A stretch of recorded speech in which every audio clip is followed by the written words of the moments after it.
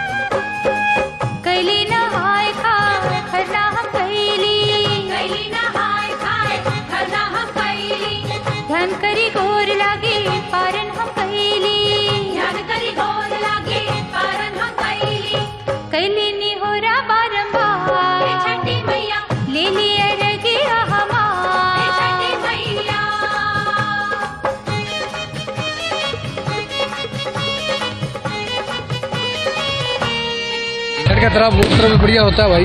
आज के छठ त्योहार है हमारा और इसमें बहुत शक्ति है और इसके मानता होता है हमारा। क्या होता है जैसे भगवान का प्रसाद बोलते हैं अपने, हम डुबकी बोलते हैं, पानी लगाने को बोलते हैं हम, इस बात होता है सब पूरा। तो मनता जब भरकाली को सला सर को बोलते पहले चलो, हमेशा बोले जाते छठ में हम पहले चल गए लेट के जाएंगे हम। बच्चे भेजा जाता है सियाने के लिए हो गया, बीमार हो गया, बीमार हो गया, उसके लिए शक्ति होती है, इसके लिए कराया जाता है। हमारा मकान पूरी होया, पहले हमारा मकान नहीं था, हमारा खुद मकान खुद का बना है। 5 साल पहले मकान नहीं था हमारा। ये अभी 7 बजे चलेगा, रात को 4 बजे से लेकर सुबह 7 बजे तक, कल पूरा रात है। कल वो सवेरे ऐसी हो सिस्टम जैसे आप यहाँ पे छठ पर्व हो रही है, हम बच्चे के लिए करते हैं। वैसे ये हमारी छठ पर्व हर साल होती है, बच्चे के लिए होती है। ये ताकि कोई चीज होती है बच्चे कोई हानि होती है तो बच्चे को जैसे सही हो जाते हैं बच्चे इससे। तो इसमें खड़े होते हैं माता, ये माता लेती है, ये माता परीक्षा लेती है, मांगता है जो हमारे बच्चे को सही रखे वो, क्योंकि जो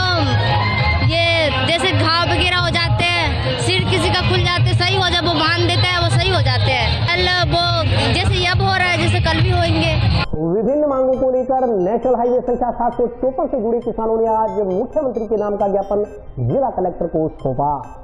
नेशनल हाईवे संख्या 754 के किसानों द्वारा बुधवार को जिला कलेक्टर व उपखंड अधिकारी को ज्ञापन देकर भारतमाला प्रोजेक्ट में सर्विस रोड, अंडरपास, खालों सहित अन्य समस्याओं के निस्तारण की मांग की गई। ज्ञापन में कहा गया है कि किसानों ने अपने वायदे के अनुसार NHI को जमीन का कब्जा सुपुर्द कर दिया है। अब प्रशासन भी अपने वायदे अनुसार सर्विस रोड, पानी निकासी के लिए खालों व अंडरपास का सही साइज में निर्माण करवाने का वायदा करे, अन्यथा आंदोलन किया जाएगा। उन्होंने कहा कि उक्त समस्याओं के बारे में किसानों ने बार बार प्रशासन को ज्ञापन सौंपे, परंतु न ही प्रशासन और न ही नेशनल हाईवे किसानों की समस्याओं को गंभीरता से ले रहा है, इसलिए किसान मानसिक रूप से परेशान हो रहे हैं। उन्होंने कहा कि अगर उक्त समस्याओं का निराकरण नहीं होता तो किसानों की शेष बची जमीन जर्जर हो जाएगी। उन्होंने चेतावनी दी कि अगर प्रशासन वायदा खिलाफी करता है तो किसान NHI भारतमाला का कार्य रुकवाने के लिए मजबूर होंगे। ज्ञापन देने वालों में सुरेंद्र शर्मा, बीरबल दास, उग्रसेन भादु, सुरेंद्र जाखड़, संदीप शर्मा, मोहन गोदारा, रामकिशन शर्मा, बनवारी लाल स्वामी सहित अन्य किसान मौजूद रहे।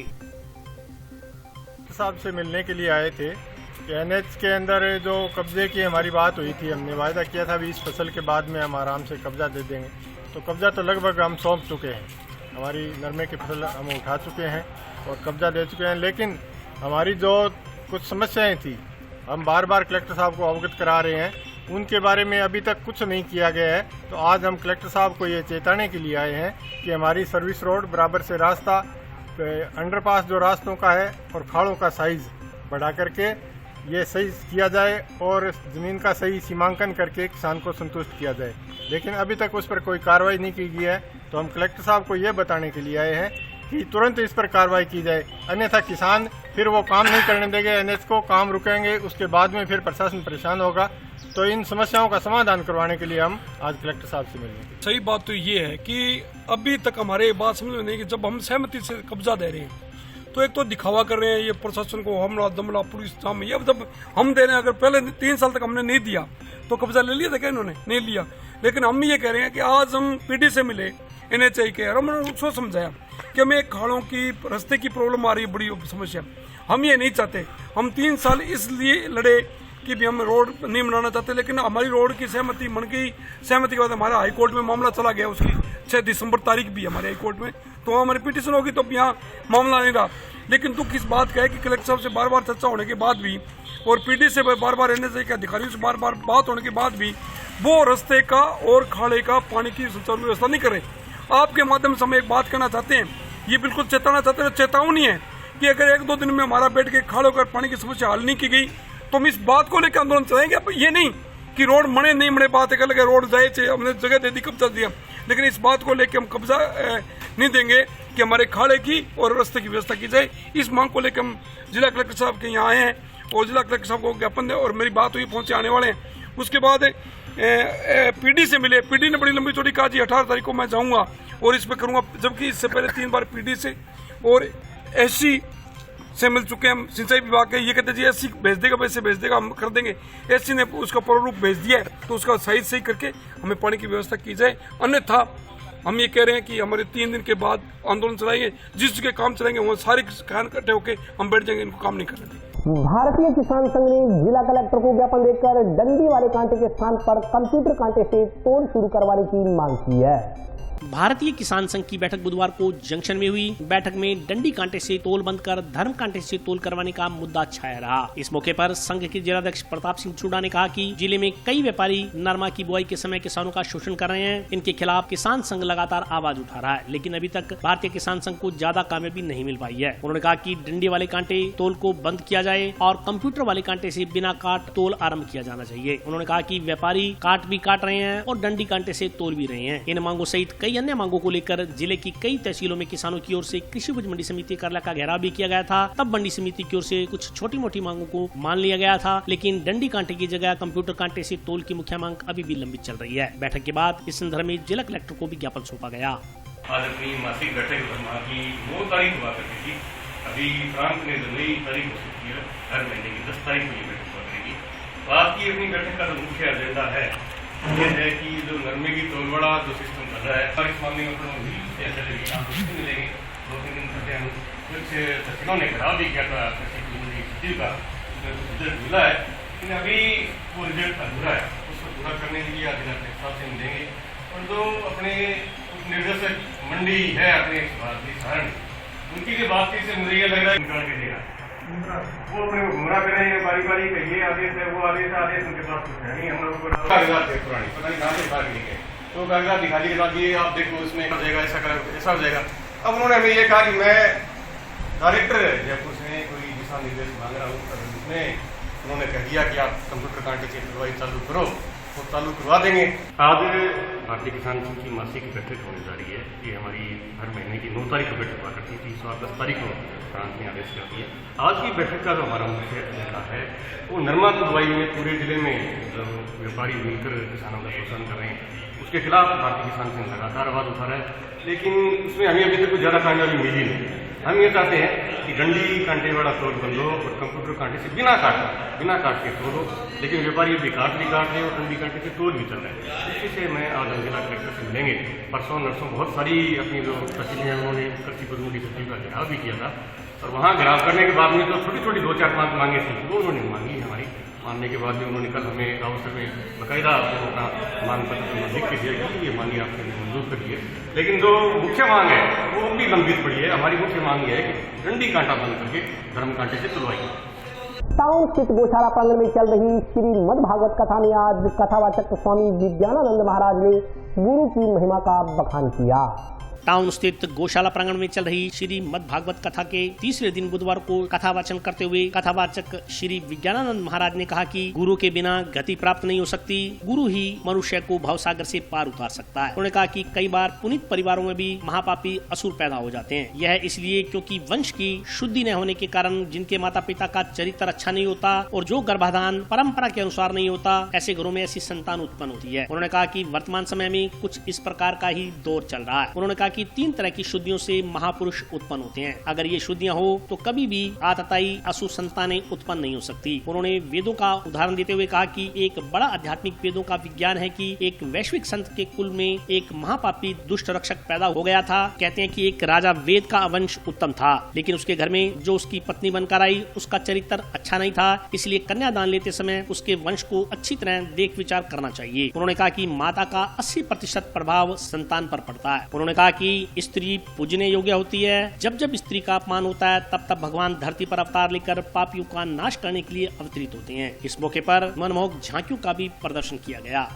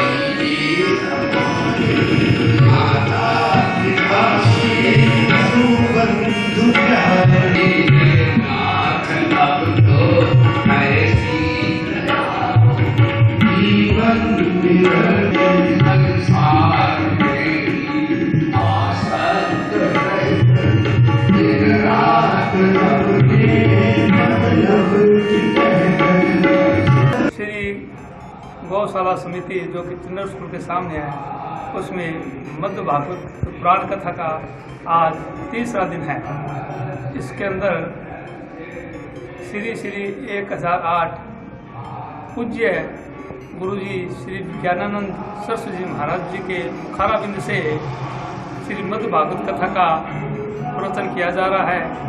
आप सभी शहरवासियों से नम्र निवेदन है कि वे गुरुजी द्वारा सुनाई गई कथा को श्रवण कर पुण्य के भागी बने।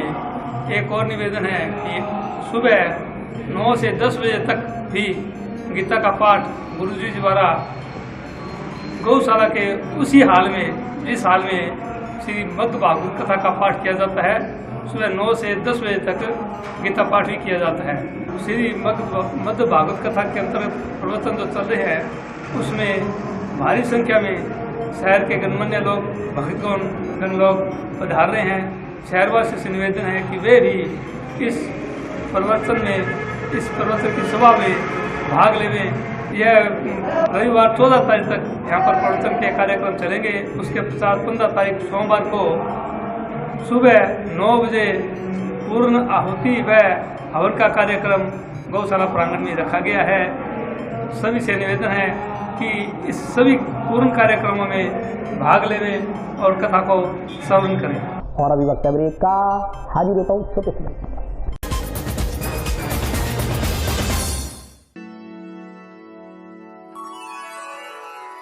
यूं तो कई बार मुझे हंसते देखा है, पर ये हंसी कुछ और है। ये गहना मुझ पर जचता है, पर ये महज एक गहना नहीं, ये रूपरेखा है मेरे मन की, हंसती खिलखिलाती लहरों की, जो आतुर थी अब तक मुझ पर सजने को। इसलिए ये गहना ही मेरा सच्चा श्रृंगार है, श्रृंगार है, श्रृंगार है।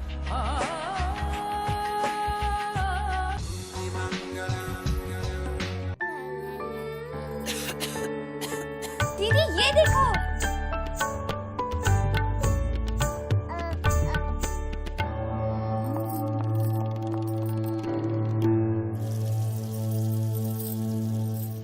नोवेल कोरोना वायरस बीमारी को फैलने से रोका जा सकता है। खांसी और छींक के बाद और बच्चे को छूने से पहले अपने हाथों को साबुन से धोकर इसे फैलने से रोक सकते हैं। वो डॉक्टर साहब हैं? भाई साहब खांसी और बुखार था, सोचा चेक करवा लूं।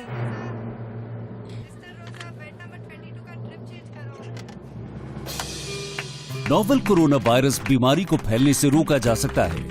बुखार के साथ खांसी और छींक होने पर तुरंत नजदीकी हेल्थ क्लिनिक या केंद्र जाएं। ब्रेक के बाद स्वागत है। आइए नजर डालते हैं अगले समाचारों पर। निर्वाचन विभाग द्वारा टाउनशिप वीएम कॉलेज में आज क्लस्टर एनरोलमेंट कैंप का आयोजन किया गया।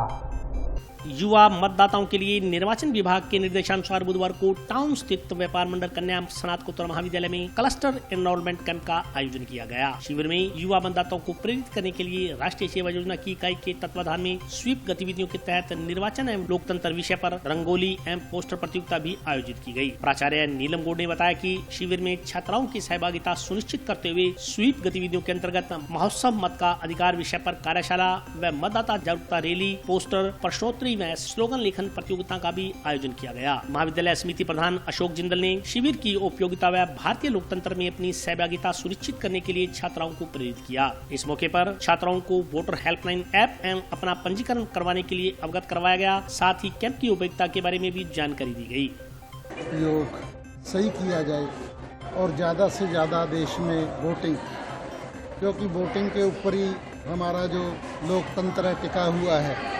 सभी को अधिकार, वोट का अधिकार है और हमारे को वोट बनानी भी चाहिए। कई बार ऐसा होता है अपने कहते क्या करना है वोट बना के, ये नहीं होना चाहिए।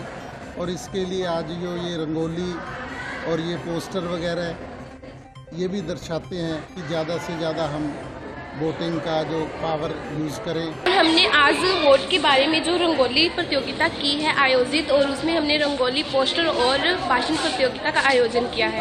जैसे कि हमें पता है कि हमारी 18 वर्ष की आयु है जो कि वो कंप्लीट हो जाती है, तो तब हमें अपना वोटर आईडी है जो वो बना लेनी चाहिए, ताकि हमारे देश की वजह से हमारी एक वोटर आईडी से ही हमारी पहचान होती है, और जिससे हम अपना अमूल्य वोट देकर, और कोई भी जैसे कैंडिडेट है जो खड़े होते हैं चुनावों में और उन्हें हम अपना अमूल्य वोट देकर हम उन्हें विजेता बना देते हैं।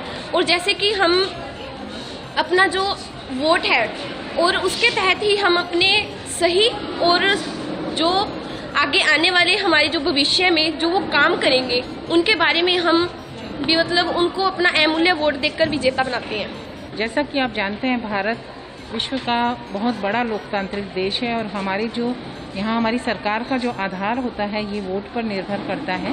तो जन आधार की शक्ति को बढ़ाने के लिए राज्य सरकार के द्वारा और भारत सरकार के द्वारा एक स्वीप गतिविधि का कार्यक्रम चला जा रहा है, जिसके तहत 9 और 10 नवंबर को कैंप लगाए गए महाविद्यालयों में। और 10 नवंबर के इस कैंप में हमने स्वीप के अंतर्गत बहुत सारी एक्टिविटीज़ को किया, जैसे रंगोली प्रतियोगिता, पोस्टर प्रतियोगिता, निबंध प्रतियोगिता। और आज हमारे यहाँ छात्राओं ने अपने डॉक्यूमेंट्स देकर वोट बनवाए, और ऐसी प्रक्रिया आने वाले समय में भी होती रहेगी और महाविद्यालय का साथ इसमें सदैव रहेगा। जंक्शन में टाउन रोड पर हर रविवार को लगने वाली दुपहिया वाहनों की संडे सेल को अन्यत्र स्थानांतरित करने की मांग को लेकर नागरिकों ने बुधवार को पुलिस एवं प्रशासनिक अधिकारियों को ज्ञापन सौंपे।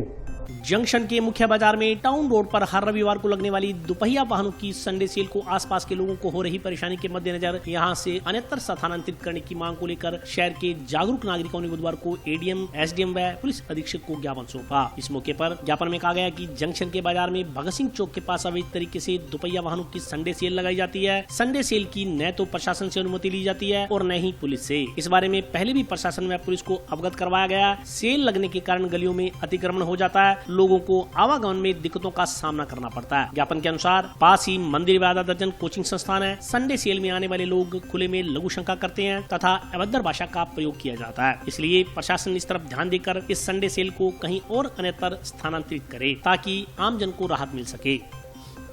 मांग कुछ भी नहीं है, समस्या है जो आमजन से जुड़ी हुई है। मेरा कोई व्यक्तिगत मामला नहीं है। पहले भी प्रशासन को, पुलिस को जरिए डाक के कई बार अवगत कराया है कि भगत सिंह चौक के पास में जो मेन बाजार है वहाँ अवैध तरीके से मोटरसाइकिल की संडे सेल लगाई जाती है। इसकी ना तो पुलिस से अनुमति है, ना को प्रशासन से अनुमति है। आपके जरिए अनुरोध करते हैं और ये मांग करते हैं कि सेल लगने के कारण गलियों के अंदर के अतिक्रमण होता है, उस सेल को वहाँ से अन्यत्र कहीं स्थानांतरित किया जाए ताकि आम जन को राहत मिल सके। क्योंकि पास ही बालाजी की बहुत बड़ा मंदिर है, 5-6 कोचिंग शिक्षण संस्थान है जहाँ पढ़ने के लिए बालिकाएं आती हैं। वहाँ खुले में एक शौच किया जाता है, अभद्र गाड़ियाँ निकाली जाती है। लोग मालवाहक जो वाहन है उनमें अपने जो व्हीकल्स है, पिकअप वगैरह, टाटा 407 वगैरह, उनमें डाल के लाते हैं और शाम को बिक्री अगर नहीं होती है तो झगड़े की स्थिति बन जाती है। वहाँ से फिर वो वापस अपने वाहनों को डाल के ले जाते हैं। आज एसपी साहिबा को, एडीएम साहब को, एसडीएम साहब को जरिए ज्ञापन निवेदन किया गया है कि इस समस्या की जल्द से जल्द जो है समाधान करवाया जाए ताकि आम जन को राहत मिल सके और शहर अतिक्रमण मुक्त हो सके। बस इतना ही।